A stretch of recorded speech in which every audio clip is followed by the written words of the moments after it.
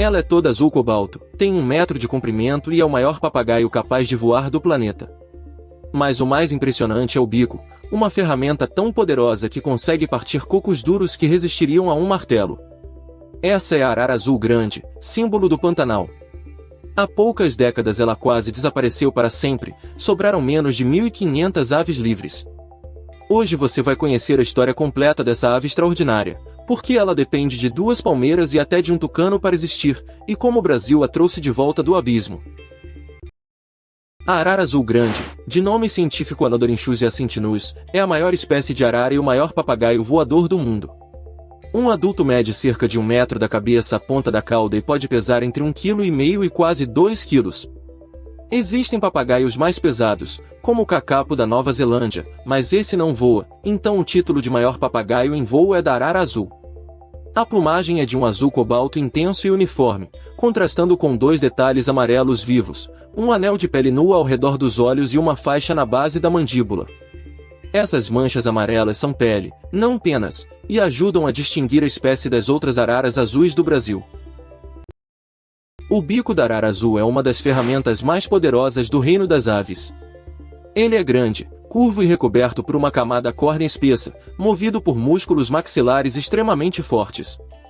Essa força existe por um motivo bem específico: a dieta da arara é baseada em cocos de palmeiras de casca duríssima.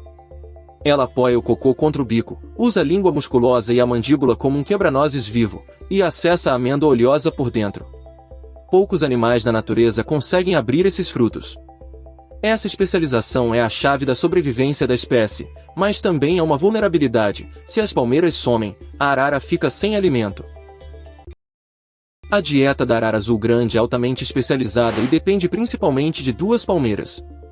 No Pantanal, ela se alimenta sobretudo dos cocos da curi e da bocaiúva. No cerrado e nas outras populações, outras palmeiras entram no cardápio. As araras têm um hábito curioso e ecologicamente importante: em regiões de pecuária, elas costumam procurar cocos de acuri que já passaram pelo trato digestivo do gado. O boi come o fruto inteiro, amolece a polpa externa na digestão e espelha a semente limpa, que a arara então recolhe do chão e abre com mais facilidade. É uma relação indireta entre a ave e o gado que surgiu com a chegada da pecuária ao Pantanal. Essa dependência de poucas espécies de palmeira torna a conservação dessas plantas parte essencial da conservação da própria arara. A arara azul não constrói ninho, ela usa cavidades naturais em árvores grandes e velhas. No Pantanal, o ninho preferido fica no tronco do manduvi, uma árvore que só forma ocos adequados depois de muitas décadas de vida. E aqui entra uma reviravolta ecológica surpreendente. Estudos mostraram que o tucano-toco, ave que come ovos e filhotes de arara e é um predador do ninho, é ao mesmo tempo o principal dispersor das sementes do manduvi. Ou seja, o mesmo tucano que ameaça os filhotes é o responsável por plantar as árvores que, décadas depois, se tornarão os ninhos das araras.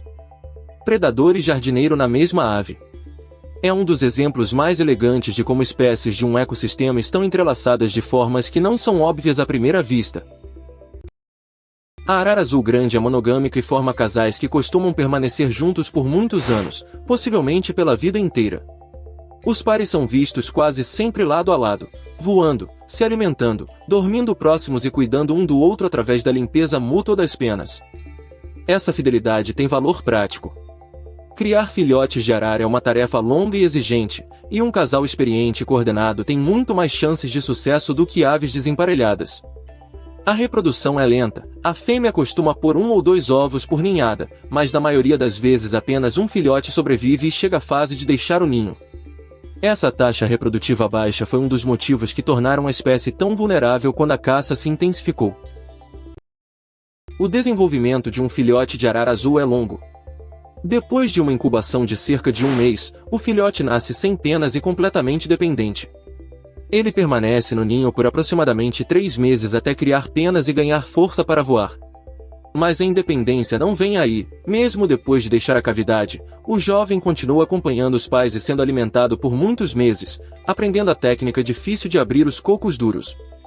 Uma arara azul só atinge a maturidade sexual por volta dos 7 anos de idade. Esse ciclo lento significa que uma população que sofre perdas demora muito para se recuperar sozinha. Em compensação, araras são aves longevas, na natureza podem viver por várias décadas, e sob cuidados humanos há registros de indivíduos que passaram dos 50 anos. Nos anos 80, a arara azul grande chegou perigosamente perto do fim. A combinação de 3 pressões devastou a espécie. A primeira foi o tráfico de animais silvestres. Por ser uma ave espetacular e valiosa, milhares foram capturadas ilegalmente para o comércio de estimação no Brasil e no exterior. A segunda foi a caça pela pena azul, usada em artesanato. A terceira foi a destruição do habitat, com o desmatamento reduzindo as árvores velhas onde ela faz ninho e as palmeiras de que se alimenta. Estimativas da época indicam que restavam menos de 1.500 aves na natureza. Uma espécie que reproduz devagar e depende de recursos tão específicos não tinha como suportar essa sangria. A arara azul estava caminhando rapidamente para a extinção. A recuperação da arara azul é uma das histórias de conservação mais bem-sucedidas do Brasil. A partir do fim dos anos 80, um esforço de longo prazo no Pantanal, centrado em pesquisa, combate ao tráfico e envolvimento dos fazendeiros locais, começou a virar o jogo. Uma das estratégias mais eficazes foi simples e engenhosa: instalar ninhos artificiais de madeira para compensar a falta de árvores ocas naturais.